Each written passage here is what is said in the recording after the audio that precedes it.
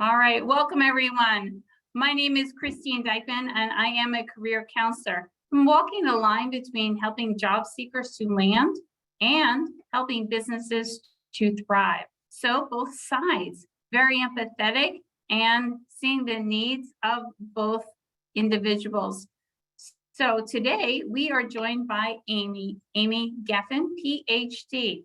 Amy is awesome. Now I've met Amy through several different networking connections and we just clicked. So we think alike, we have the same viewpoints, and I would like her to express to you a little bit about ageism in the job search process. I think that is one of those things that everyone is frustrated with, complains about, and how do you capitalize on that? How do you use that as an asset to coming to the table with your resume, with your interview skills, having that networking conversation? Amy's going to go over all of that because it can be an asset if you choose to use it wisely. So she's going to talk about how to do that in all of the job search process. Amy is a PhD. She is a doctor. Woo! Okay, so she's smart. Give her some credit, all right? She's gone through a lot of education in the process, but she has her own consulting company, Geffen Careers. She is a trainer. She's an educator. She's an author. Wow, you kind of heard that before. And she's a career coach. She's worked in, gosh, so many different industries. You definitely want to pay attention to what she has to say because it really works for every single industry on ageism. Okay, so it is going to be imperative that you listen and you take notes, and definitely take a screenshot if you're interested. So, all right, Amy, take it away. It is all yours. Thank you, Christine, for that kind introduction and for the opportunity to chat with the people who are on the Zoom call today. One other thing, if you're interested in getting a copy of this actual PowerPoint presentation, you can write to me directly at my email and I will be happy to send you the PowerPoint. Your voice cannot be heard, Amy. Can you just put your volume up a little bit there? Can you hear me now? A little bit louder, I think. Right. Nope. Okay. I'm sorry about that. I'm going to put on my thing here because then you'll be able to hear me.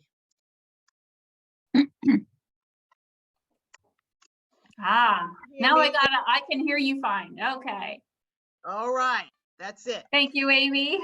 All right. I'm glad everyone can hear me now. And I'm happy to talk to you today about how to combat ageism in your job search. You have my background. I was previously working for the Council for Economic Education.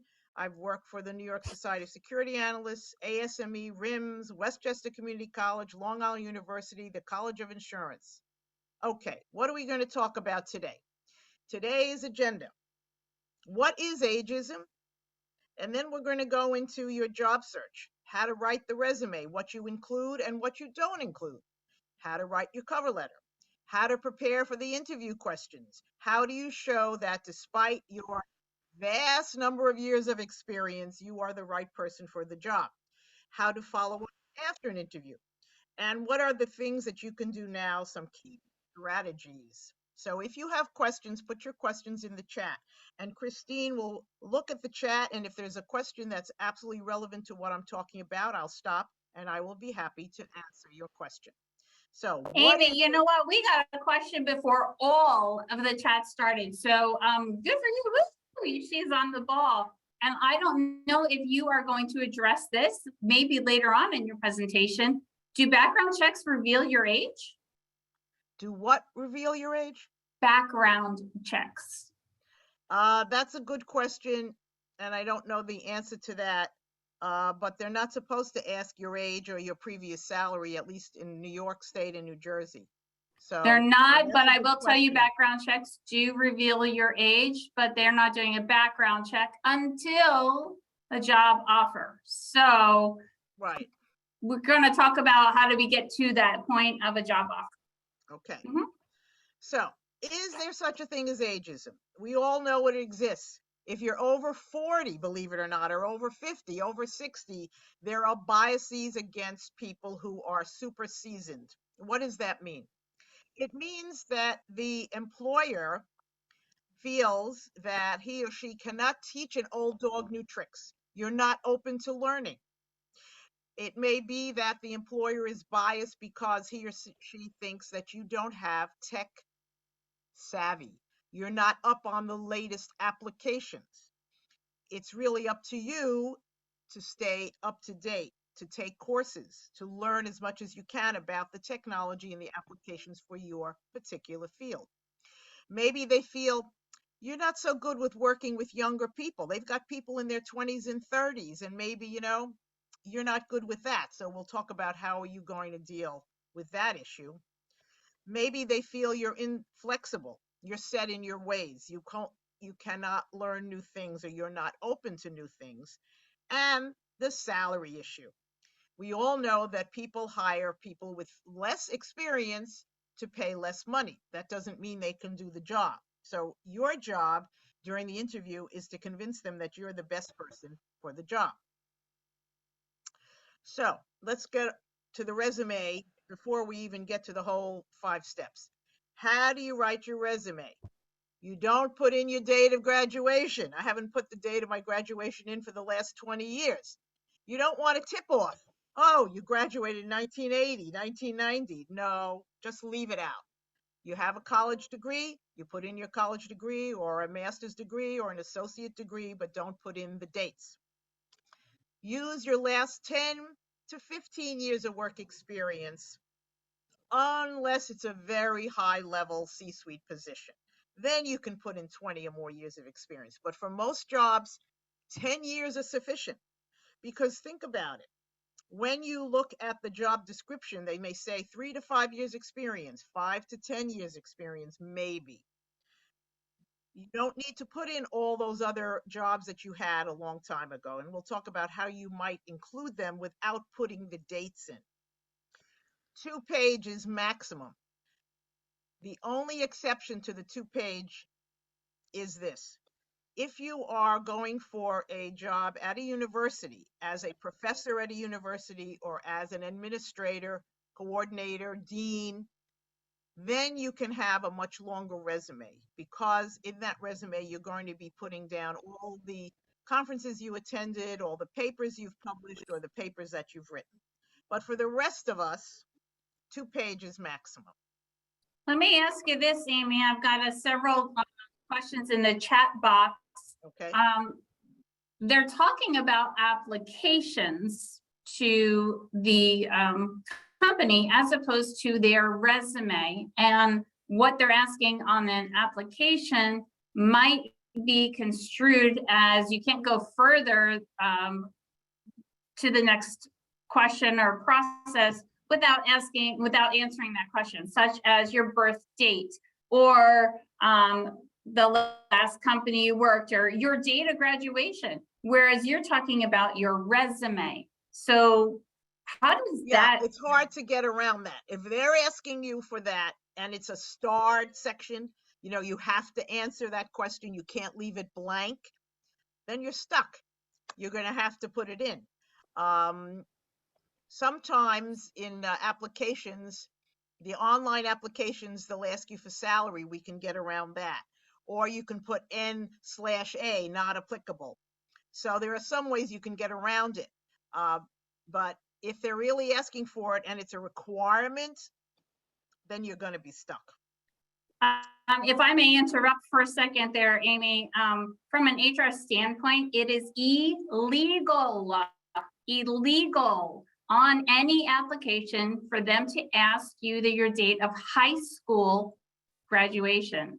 College graduation is fair game, but high school graduation, everyone graduated at the same date, and that can be used to show your age and distinguish how old you are. And therefore, it is an illegal question. If they are demanding that you answer that question before going forward, you have to decide whether you want to continue with that application or not. It is not up to us. I can only tell you that it is an illegal question. Sorry, Amy, thank you. Yeah, there you go. So then you have to decide if that's what they're asking, is that job important enough for me to continue to apply? Good answer. Okay. So, LinkedIn profile. I hope all of you have a LinkedIn profile. If you're looking for a job, you must have a LinkedIn profile. Your photograph should be a professional photograph, not a selfie that your friend took. You need to look professional, be dressed professionally. It just should be from the shoulders and the head. That's it. You don't need any full length. It should be recent. You should be smiling. You should be facing the camera and smiling. Your heading on your LinkedIn profile. That's the open text field beneath your name. You can put in your recent job title. You can put in some skills. You have 200 characters of space. That's a lot of space. You can put in things like team leader, communicator, educator, organizer. You can put in a lot of skills. The about section. I see a lot of LinkedIn profiles with just one little paragraph. The about section has 2,000 characters. That is the equivalent to 1 page of single space typing. That's a lot of real estate. Thank you. It absolutely is. It's a good idea to use it because in the about section, you can go into detail about 2 or 3 of your accomplishments that will distinguish you from other candidates. And it's much more space than you can use on your resume for those same accomplishments. Your work experience should also include accomplishments, not just a job description. Everyone who's held your job title pretty much has the same job description. However, what distinguishes you are your accomplishments, some specific things that you have done that you can show results in terms of numbers or percentages or days, times, or time. You need recommendations. Unlike your resume, which does not have any references, no contact people, you do need 3 to 4 or 5 recommendations from people who know you and your work. It could be a former colleague, doesn't have to be a former manager. Could be a former manager if he or she is willing to give you a recommendation. And you should be giving recommendations to people as well. Why is that important to give recommendations? I'm looking for a job. I just need recommendations. I can see that, but why do I have to give them? Well, because it shows that you are an experienced person. You're a thought leader. You have had people work with you or for you. And so it's great to give recommendations. It rounds you out as a person that they would like to hire. This is very important because if you people are all answering ads on the internet, you're wasting your time. Unadvertised jobs are a hidden job market. They account for approximately 80% of hires, according to Forbes. So what does that mean? That means that the jobs that are advertised are seen by millions of people. Do you know how many people are on LinkedIn? 850 million people are on Went LinkedIn. up to 870, Amy. Did you know that? All right. And for every job that's listed, thousands of people see it, but maybe 200 people will start the application. Maybe 100 people will respond. Okay. Here you go. By the numbers, let's say 100 people, more or less, actually complete an application from an online job description. Maybe it's on LinkedIn or monster.com or ZipRecruiter, Idealist. 75 resumes are going to be screened out, either by the ATS. ATS stands for Applicant Tracking System. Because if your resume does not match exactly with the job description, with the same keywords and key phrases, it will be thrown out. So maybe the hiring manager or the recruiter sees 20, 25, 30 resumes, invite 4 to 6 people, maybe 10, and then a few of them are invited back for the final interview, and one person is offered the job, and 80% will accept the job. So what are your chances of getting a job this way? Very little, very low, not a good way to place your bets for this part of your job search. Amy, if I Googled it and it is around 0.78% that you have success rate applying through a job board, 0.78. 0.78, Not even 1%. not even 1%. There you go. I've never seen that number higher than 3%. Okay, And all the time I've been a counselor, it's really sad. Hidden It's job sad, market. and You're absolutely right. people keep doing it because they Yeah. see advertisements on TV saying, oh, you want a job? Go to ZipRecruiter, lots of jobs. Okay, so we're going to talk about the hidden job market because this is super important, no matter what your age is, no matter what job you're going for. The hidden job market are the jobs that aren't posted online. Every hiring manager knows in advance that they will have to fill a position. Sometimes it's 3 months in advance or 6 months or even a year or more. Why? Because they're going to be firing someone. They're going to give a promotion to someone in their department. Someone's going to quit. They're opening up a new office. They're moving to another city. Long before they put the ad in, they know there is an opening. Therefore, it's your job and your responsibility as a job seeker to meet as many people in your field as possible so they get to know you. Not just a one-off, you meet them at a networking meeting. No, you want to build relationships so they get to know you and they think of you when they know there will be a job opening. So how do you do that? Now, why do they choose other alternatives to putting ads in? Well, it's cheaper. If you don't put an ad in, you don't have to pay for it. Also, they like to get recommendations from current employees because a current employee knows the company and knows the kind of person they're looking for. There's an opportunity for team building. And some corporate cultures like Google or Facebook, there's pride in the idea of a certain type of worker. And sometimes some companies will even give a bonus to someone who has recommended a candidate and then that candidate is hired. Then the person who recommended that person will be given a bonus. Okay, so that's why it's good to get to know hiring managers. So let's talk about the parts of your job search.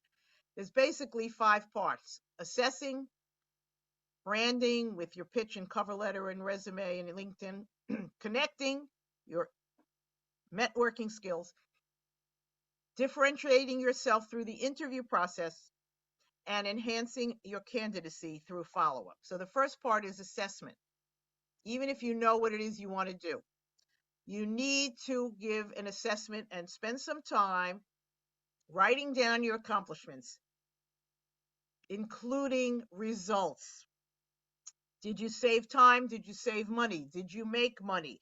What percentage of the clients increased? What percentage of the visitors to the website increased?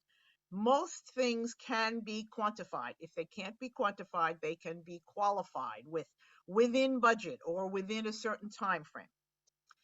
Then you're going to pick 6 or 7 of those best accomplishments, and you're going to write a story about it.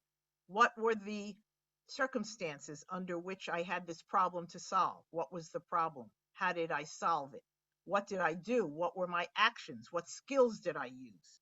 And then you're also going to think about what are some characteristics of the job environment. Do you prefer to work alone? Do you prefer to work in teams? Do you want to work in an office? Do you want to work from home?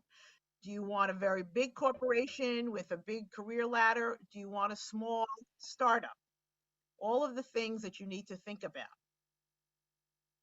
Now, as a career coach, I spend a lot of time on accomplishments with all my clients, even if they know exactly what they want to do. Why? Because you're going to use accomplishments in your pitch. You're going to use accomplishments in the direct emails or the targeted emails you're sending to answer an ad or to answer, sorry, let me close this door, or to write to a hiring manager. Cover letters for jobs, you're going to use accomplishments in your cover letters, in your resume, during the interview, on the LinkedIn. And after you've had an interview, you are also going to talk about your accomplishments in the follow-up email. It's not simply a thank you, and we'll go into the details. So that's why the foundation of your whole job search is in your accomplishments and the accomplishment stories. You're going to be using those in all the parts of your job search. So, how do you write about an accomplishment? PAR. Sometimes it's called SOAR, SOAR. What is the problem you had to solve? What is the action or actions you took? And what was the result? So here are some examples. Let's say you manage partnerships. Well, that doesn't tell the interviewer very much. Here's a better way of saying it. Managed events with over 25 industry associations achieved a 60% increase in strategic partnerships. Notice it starts with a verb, managed. Notice there's a number, there's a percent. It shows increase. Here's another example. Developed and published metrics to increase call center productivity. Okay, but what does that mean, increasing productivity? Can you quantify it? A better way to say that would be develop metrics which were posted daily within the first month. Productivity increased, sorry, there's a typo, increased by 33% and call length dropped by 15%. That means that with the metrics, you were able to improve service to customers. Here's another example. Led a team of 10 staff people to design a conference. Okay, so what? A better way to say it. Led team of 10 to design and implement the first India oil and gas conference, resulting in 150 attendees. That actually had been one of my accomplishments from the American Society for Mechanical Engineers in India. It took us 18 months of Zoom calls with a team of people from India and the United States to get this conference together. All right, so those are some examples of how you would write about what you have done. Now, let's say you have a gap on your resume. Maybe there's a time when you weren't working or you were laid off a couple of years ago right before COVID. Maybe you're still not working. What can you say about that in your resume? Do you want to say anything about it? Because if they see a gap in the years, that's the first question a recruiter or a hiring manager will ask you. You know, what have you been doing for a year or 2 years or 3 years? So it's good to put in something. You did some volunteer work, or you were going to school for a certificate or a degree, or you were taking online courses, or you were raising your children, or you did consulting work. If you had some medical issues, do not put that in your resume. So usually there's something that you can put in to show you've been doing something during that time where you were not working a full-time paying job. So again, let's go into the details. How to combat ageism on your resume. Put in 10 to 15 years of work experience. Don't put in more than 15 years unless you're going for a CEO or C-suite, CEO, CFO, COO, CIO. You know what those are. Chief Executive Officer, Chief Operating Officer, Chief Information Officer, Chief Financial Officer. You say 15 years, Amy. What if you did something for 7 years, you took time off and there's that gap, you did something else while maybe the kids were little, and then you want to go back, but it's from 25 years ago. That was the last time you had that experience. What do you do with that? So that's a good question. You can put it at the top of your resume under accomplishments, and you can also put it in your resume under previous experience with the job title and the company and what you did, but don't put dates. You just say previous experience. Years ago, we used to do two kinds of resumes. We did a chronological and a functional. If you find that your experience is old, you may just want to do a functional resume that highlights your key skills with accomplishments, because that will be on the first page, and then your experience can be, further down the page. I know a lot of questions are in the chat box, and we are talking about resume setup and what to include and what not to include. So I agree with Amy on, gosh, 99.9% of what she is saying as far as resume setup and what to include and the years and that kind of thing, the number of pages. So we have addressed a lot of the questions that are in the chat box. It just Now, maybe I not your noticed- particular situation, but we did. Mhm. Okay. Sorry, So the Amy. thing Thank you. about not having work, let's say you were a stay-at-home mom or a stay-at-home dad and you raised your children. Well, think about the kinds of things you did. Did you coach Little League? Did you plan PTA events? Were you a member of the PTA? Did you run a committee? Did you raise funds? You really need to think through what you did all day, every day for those 5, 10, or 15 years, because there are things that you have done that show your skills, and you can put that in there as your skill set. Okay. Your job target. What are you aiming for, and how do you get to your job target? A job target consists of 3 things: a job title, an industry, a location. You can have 1 or 2 job targets, but not more than that, because it's too difficult to have a different job search strategy for each of your job targets. What's the primary industry you want to work in? Is it pharmaceuticals? Is it technology? Is it education? You have to have an idea of where you want to work. What position are you looking for? And what's the geographic location? Is it in the New York metro area? Is it in New Jersey, Pennsylvania? Or do you want to move to the West Coast or to Chicago or to Florida? That will impact your job search and the companies you choose to apply to. You create a job target map, which is really a list of companies. Start by selecting 2 or 3 industries where you'd like to work, and make a list of all the companies, organizations, for-profits, non-profits, associations that you would like to work for. And you write the number of possible positions. So I'll give you an example. If you want to work in banking and start out as a teller, well, they've gotten rid of a lot of tellers because of ATM machines, but at the same time, every bank still has plenty of locations and plenty of tellers. So maybe you only need 10 companies because banks have dozens and dozens of tellers. On the other hand, if you are a seasoned professional and you're looking for a managing director position or a C-suite position, each company has 1. That's it. So you better have a list of 200 companies if you're looking for that very high level position when they only have 1 of that kind. If you're in project management, companies may have several project managers. Depends on the size of the company. So here's an example of what we call the job target map. This person is looking in the media industry and wants to be a feature editor.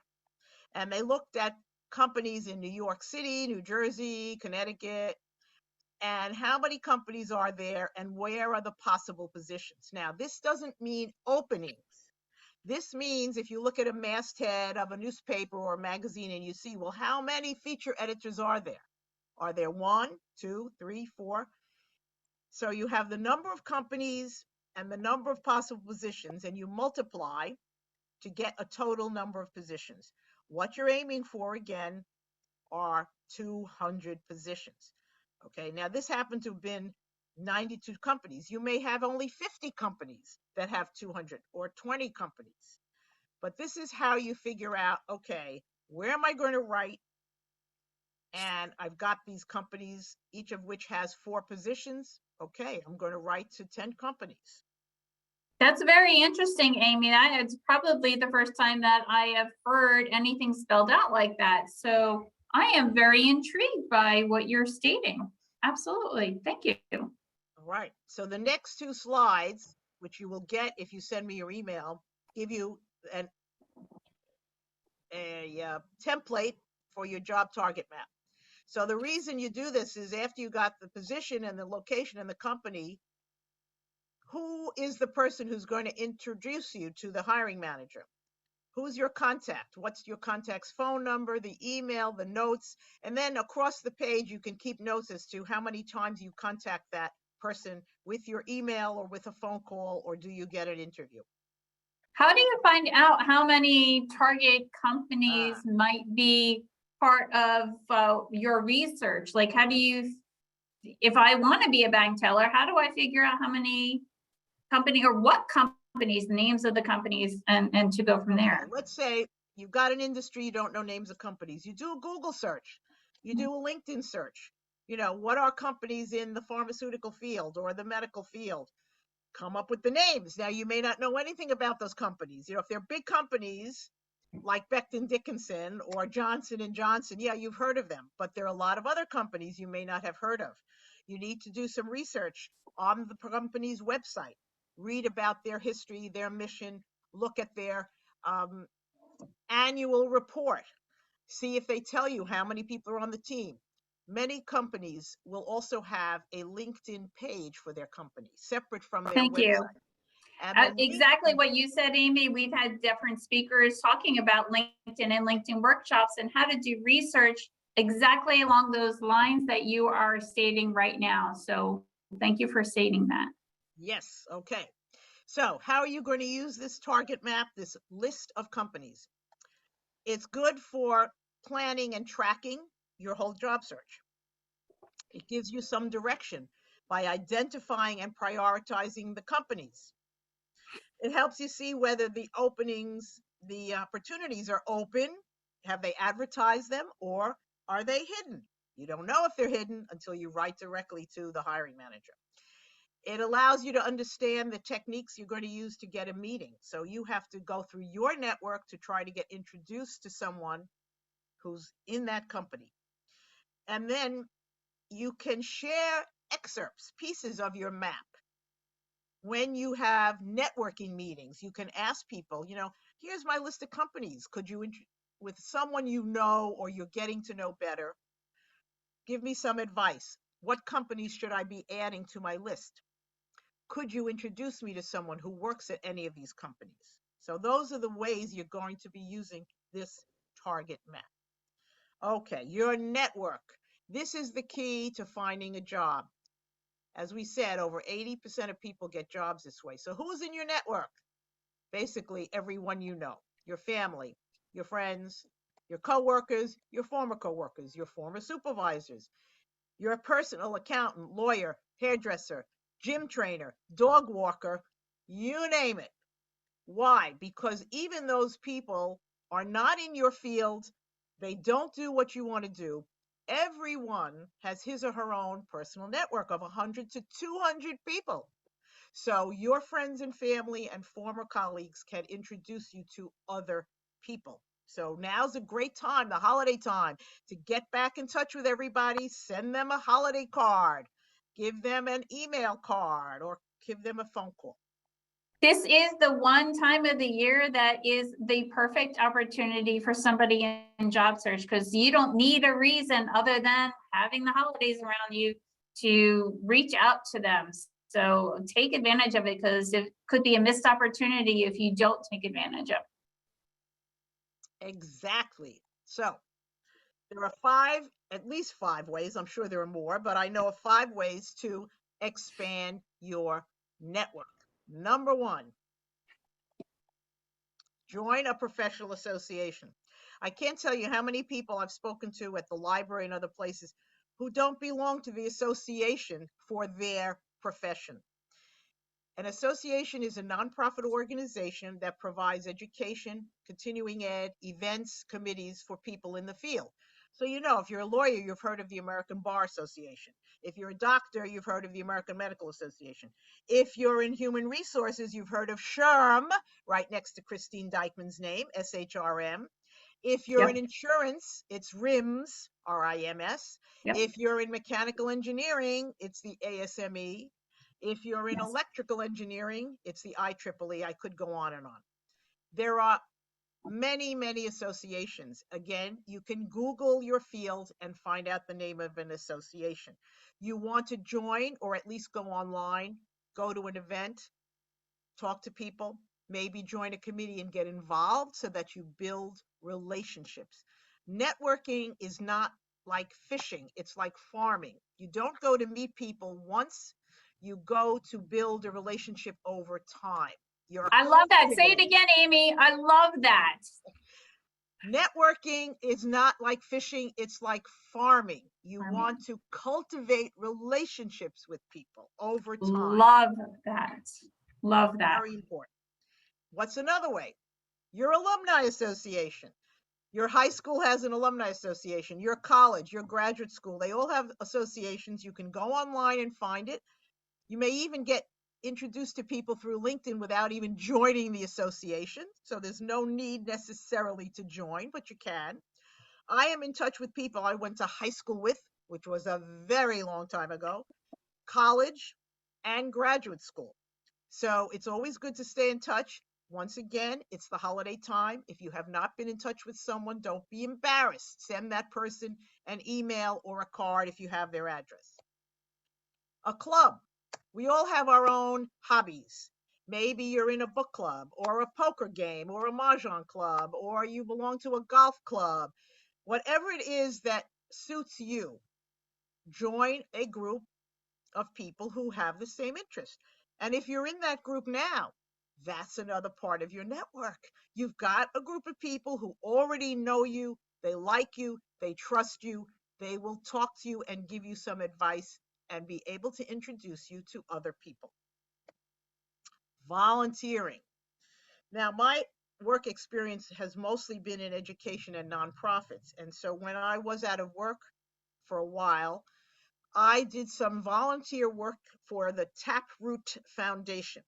The Taproot Foundation is a nonprofit that provides other nonprofits with consultants to help them with building their board, with writing a strategic plan. So I did 3 different projects with them with a team of people. And then I put that on my resume to fill the gap between my previous job and the next job. Now, not all volunteer work is relevant, but you can meet people through volunteering. Let's say you volunteer at your local food pantry or the Boy Scouts, the Girl Scouts, whatever.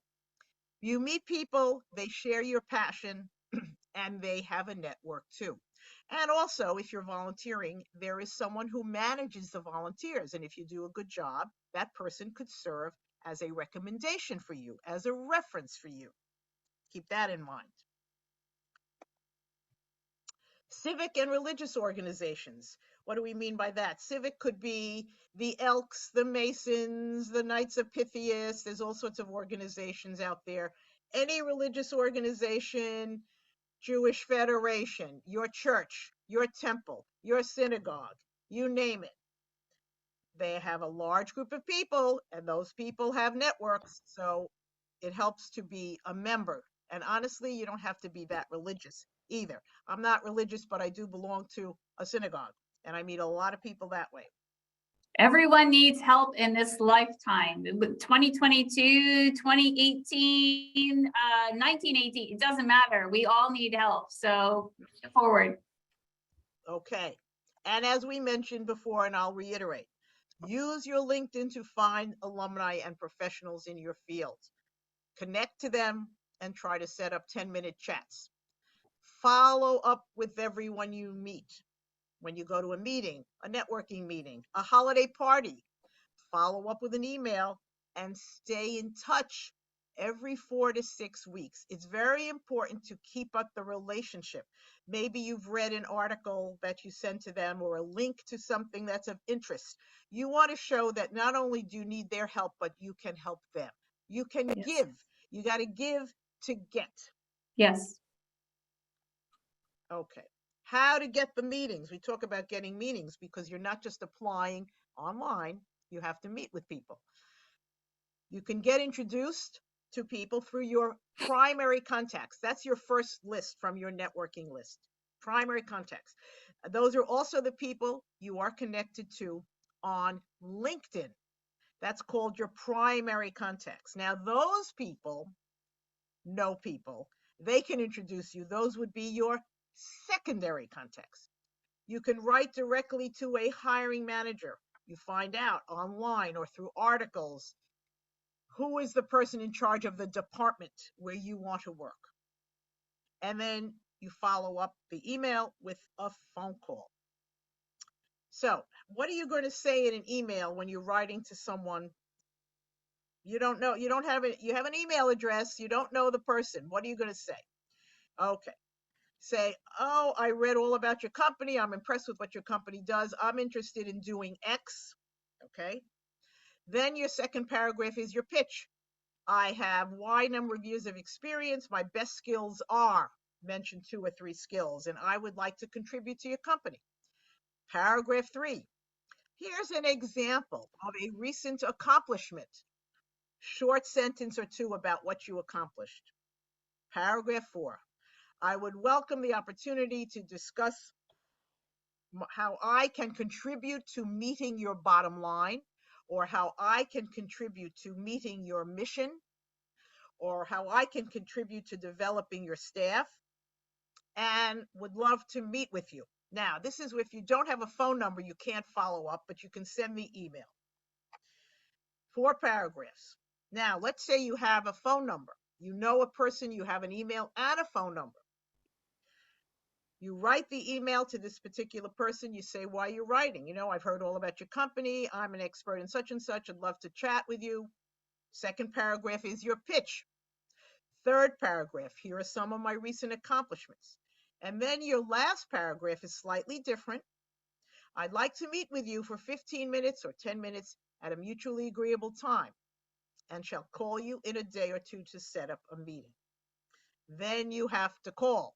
Now, for my clients, I have, because I am a coach also for some outplacement companies. I'm a coach for Get5, among other places. Get5 has a database for their clients that I have access to. It's a database of thousands of companies with names of people with their emails and phone numbers. So for my private clients, I have access to that.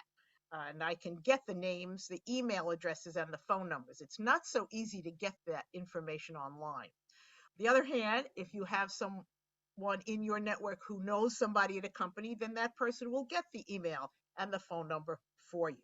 Okay, now when you call, oh boy, anyone you call at a certain level is going to have an administrative assistant who's going to answer the phone.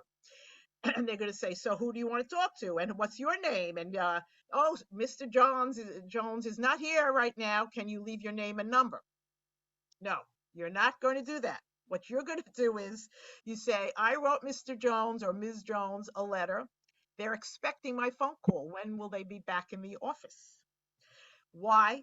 Because it may take 2 or 3 or 5 or 10 calls to get through to that Mr. Jones or Ms. Jones.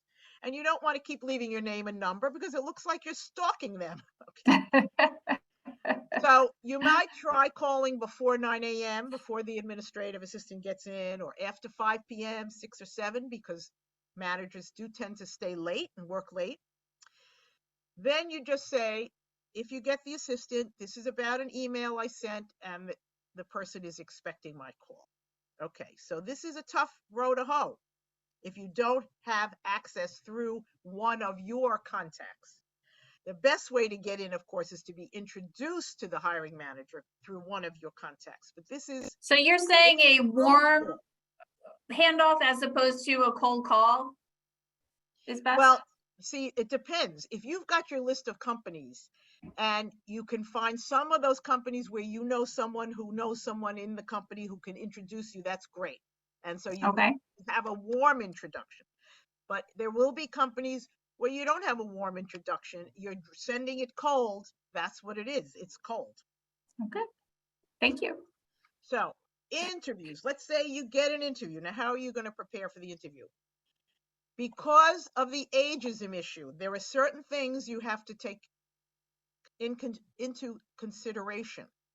Smile, show energy, enthusiasm. Don't be a laid back, calm, They're used to 20s and 30 somethings. You need to show you are full of energy.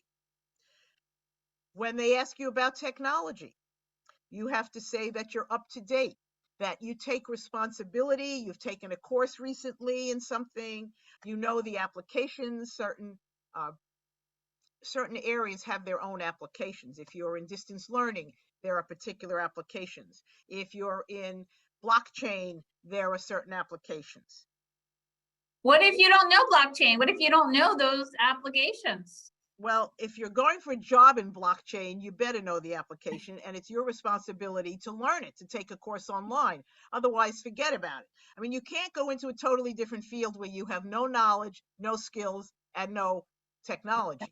You have to stick with the field. At least you know the field. Maybe you're not up on the technology. Don't Then you lie. can say, I'm taking a course now online in SQL, or I'm taking a course online in 360, whatever. Okay. Mhm. That's your responsibility. Don't expect a company to train you unless it is company proprietary software, in which case, yes, then they would train you.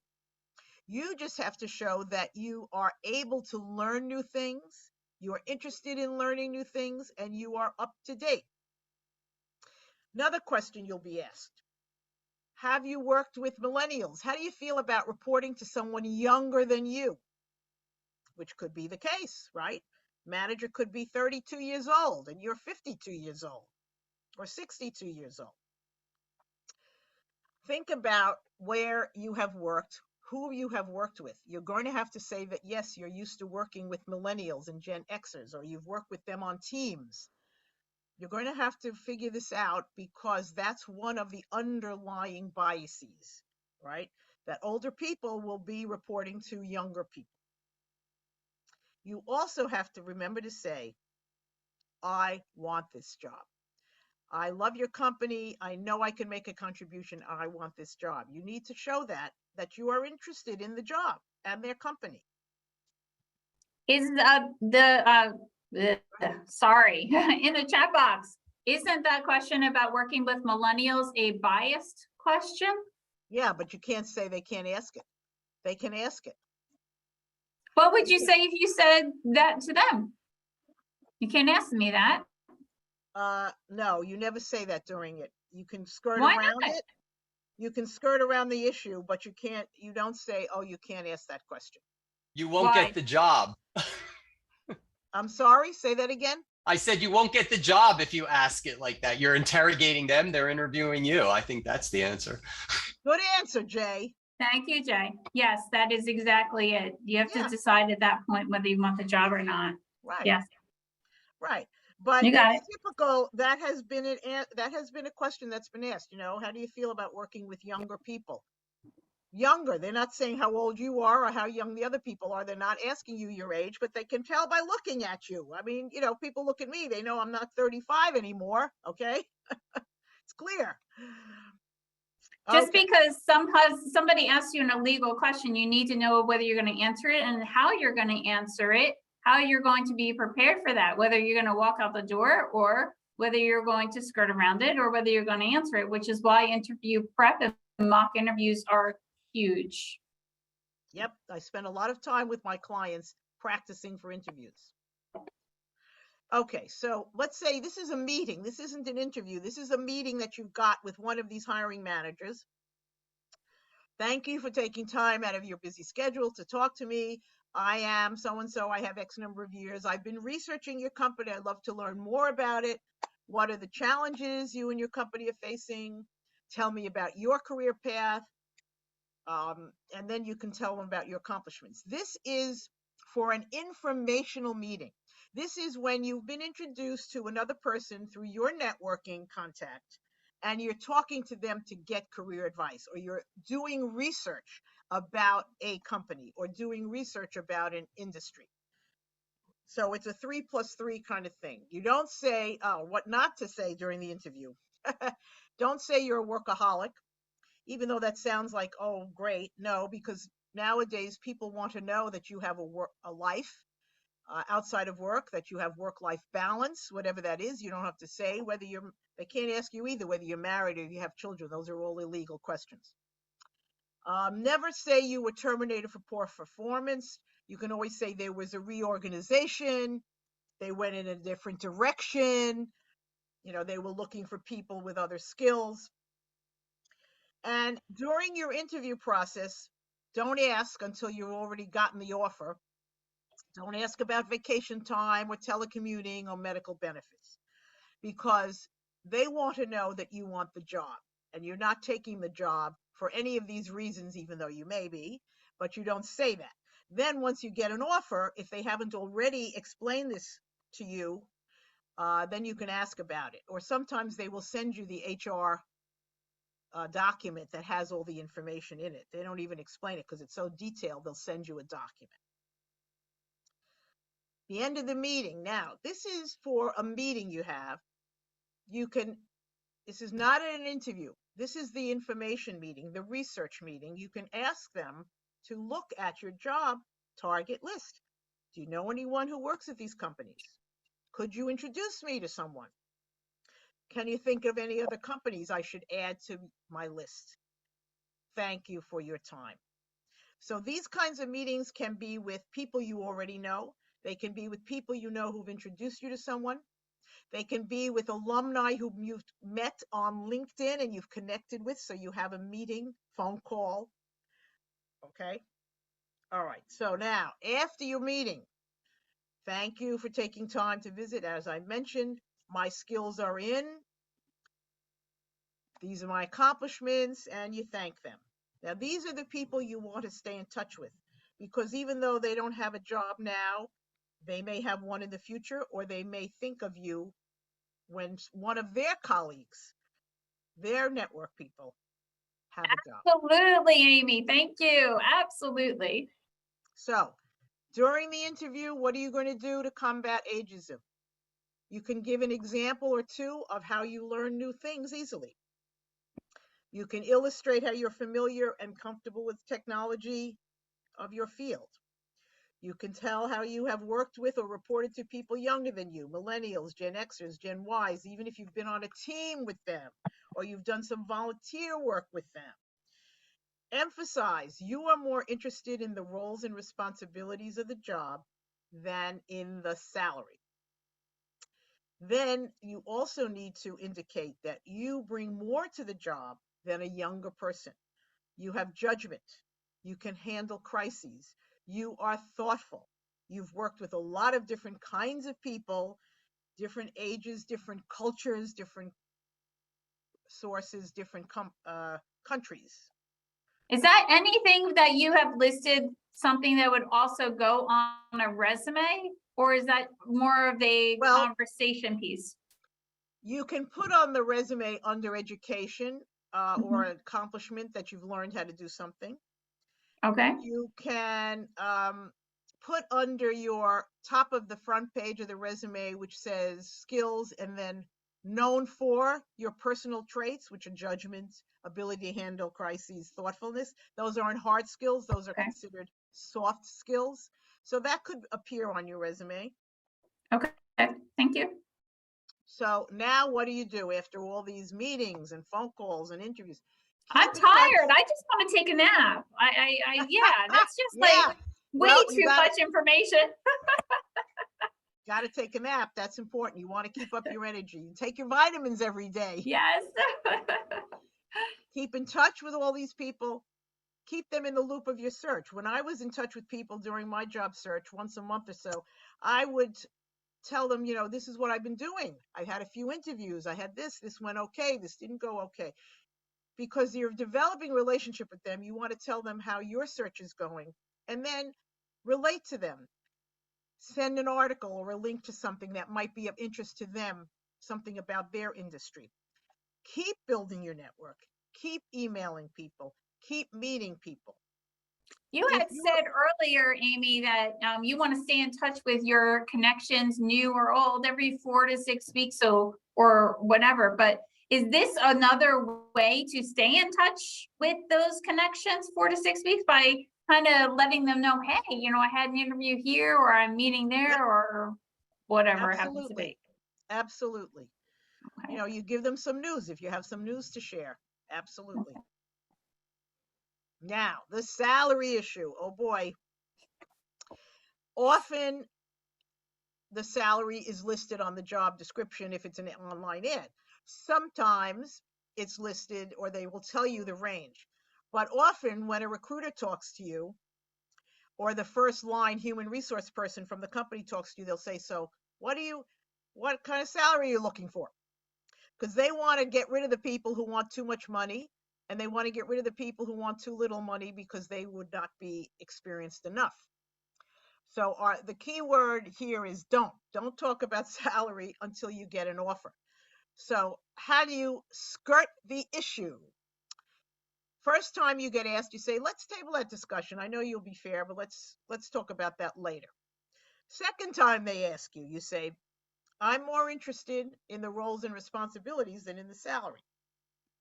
Then you have to make sure that you have done your research and you know that there is a certain range for your job title in this country, in this city, in that industry.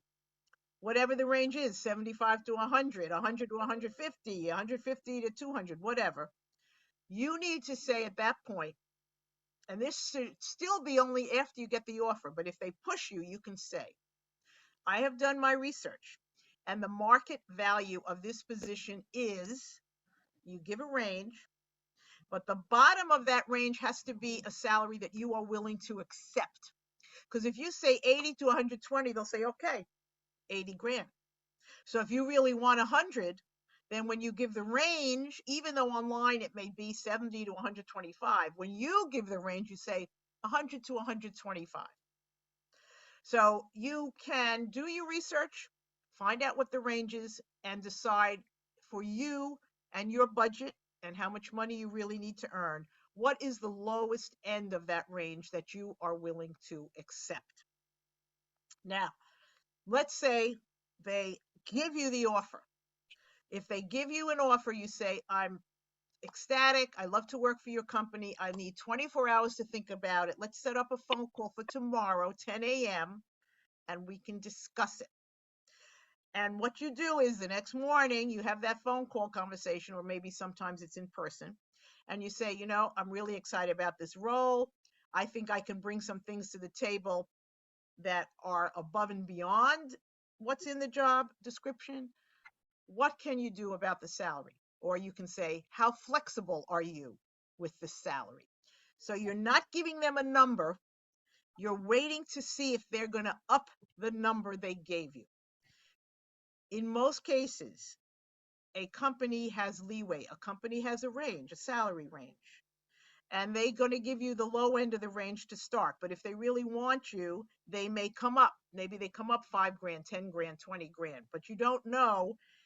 If you accept that first salary offer, you're stuck. There's no room to negotiate. So you never say, yes, I'll accept the salary. You say, yes, I want to work for this company. I'm very excited. Let's talk about it. I need to think about it for 24 hours. And you make your appointment for a phone call the next day. If they give you the offer on a Friday, then you say, let me think about it over the weekend. Let's talk on Monday.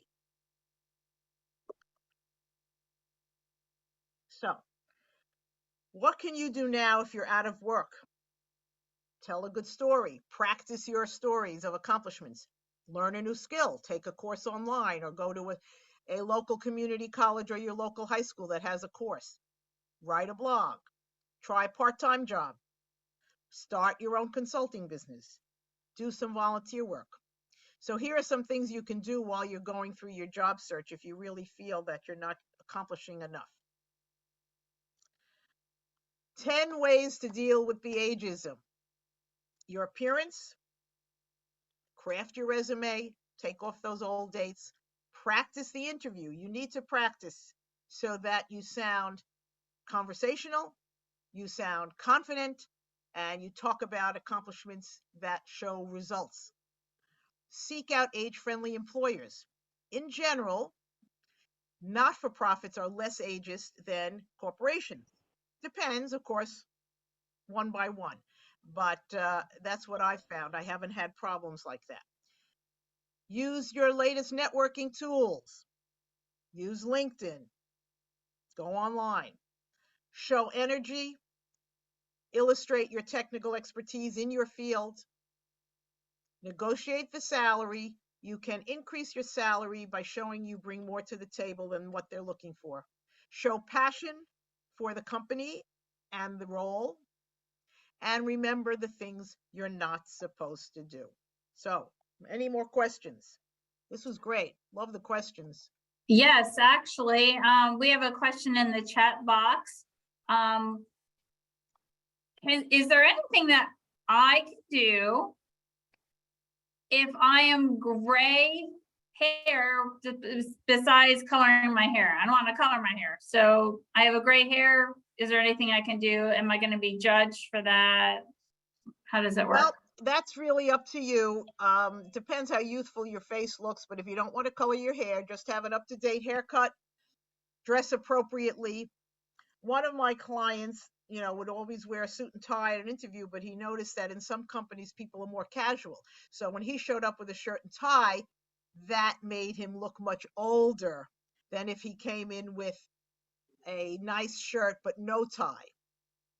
So there are certain things you can do to make yourself look a little bit more hip. Okay, thank you. Let's see, going on ageism in all of this entire process. What if you're asked for salary right up front? Like if you're going through a recruiter and the recruiter says, well, what are your salary Then requirements? your response is, what are you offering? And What's they your want range? numbers in black and white. Right. So if they want numbers in black and white, then what you should have done is do your research online, find out what the range is, decide what's your lowest within that range, and give a range. That's it. Thank You you. want to leave yourself open to negotiate, because otherwise you're screwed. Awesome. Let's see. Great presentation. Thank you so much. Thank you so much. Great presentation. Thank you so much. Thank you so much. Excellent presentation. Hey, yeah. Great. You're welcome. My Yes. pleasure. My Lots pleasure. of compliments here. And so if we didn't get to your question, please, again, you have this last slide with Amy's information on it, and I will send that to you today again with the YouTube link so you can rewatch this program in case you missed anything that we did discuss. So I appreciate it. Thank you, Amy, for sharing your wisdom and knowledge and stories from your past and what has worked and what doesn't work and the changes that have happened in job search over time, because we never had to deal with this whole ageism thing, and now it's a thing. So that's a big help. Okay, you're very welcome, and wishing everyone happy holidays, whatever you may decide to celebrate. And let's look forward to a peaceful, healthy new year. Absolutely, absolutely. Happy holidays, everyone, and we'll talk in the new year. Take care, everyone.